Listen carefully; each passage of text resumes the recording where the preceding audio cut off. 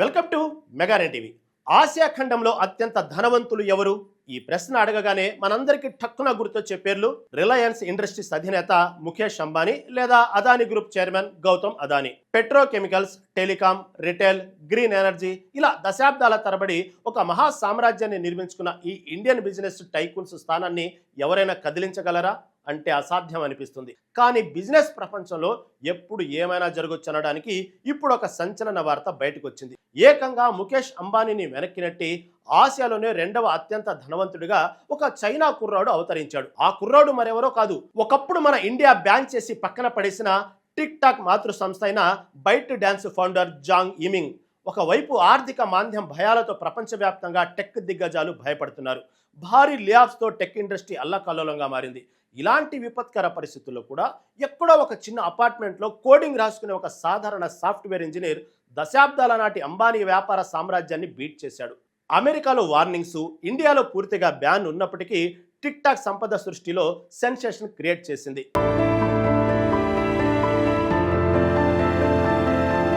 ముఖేష్ అంబానీది ఒక legacy business. తన తండ్రి ధీరుభాయ్ అంబానీ స్థాపించిన వ్యాపారాన్ని ఆయన లక్షల కోట్లకు తీసుకెళ్లారు.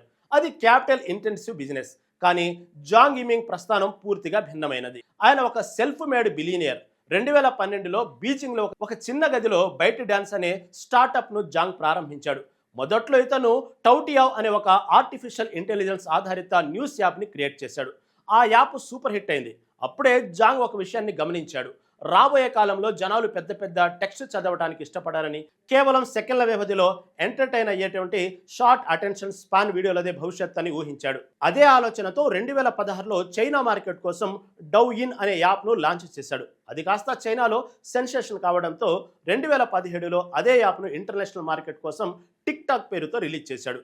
ఫేస్బుక్, ఇన్స్టాగ్రామ్, యూట్యూబ్ లాంటి దిగ్గజాలు దశాబ్ద కాలంలో సాధించిన యూజర్ బేస్ను టిక్ టాక్ కేవలం 3 ఏళ్లలో సాధించింది. దీనికి ప్రధాన కారణం అందులో వాడిన ఏఐ అల్గారిథం. మీకు ఏది ఇష్టమో మీ మెదడు కంటే ఆ అల్గారిథంకే బాగా తెలుసు. ఒక్కసారి యాప్ ఓపెన్ చేస్తే చాలు, యూజర్లను గంటల తరబడి అందులో మునిగిపోయేలా చేసింది బైట్ డాన్స్.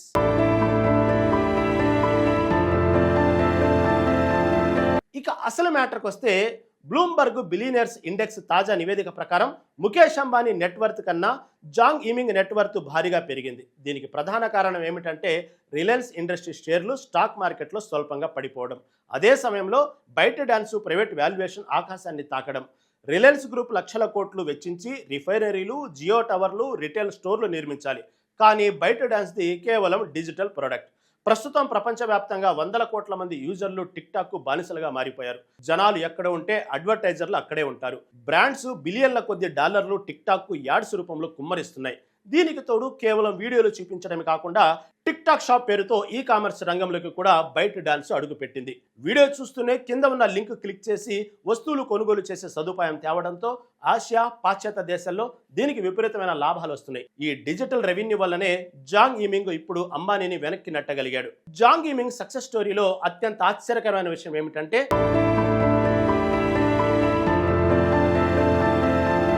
ఇన్ని ప్రతికూలతలు ఉన్నా ఆ కంపెనీ వృద్ధి ఆగకపోవడం. 2020లో గాల్వాన్ లోయ ఉద్రిక్తతల తర్వాత జాతీయ భద్రతా కారణాల దృష్ట్యా మన భారతదేశం టిక్ టాక్ ను శాశ్వతంగా బ్యాన్ చేసింది. ఇండియా అంటే ప్రపంచంలోనే అతిపెద్ద ఇంటర్నెట్ మార్కెట్.